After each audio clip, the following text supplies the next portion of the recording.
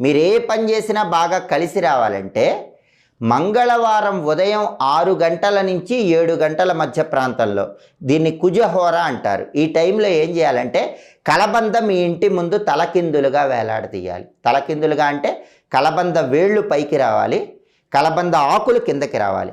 కలబంద వేళ్ళు పైకి వచ్చేలాగా దారంతో మీ ఇంటి మెయిన్ డోర్ ముందు కట్టండి. అలా కడితే కలబంద వేళ్ళు అనేటటువంటివి పైకి వస్తాయి, ఆకులన్నీ కిందకు వస్తాయి. అలా ఎప్పుడు కట్టాలి? మంగళవారం ఉదయం 6 నుంచి 7 మధ్యలో. దాన్ని కుజహోర అంటారు. ఆ టైంలో కట్టండి.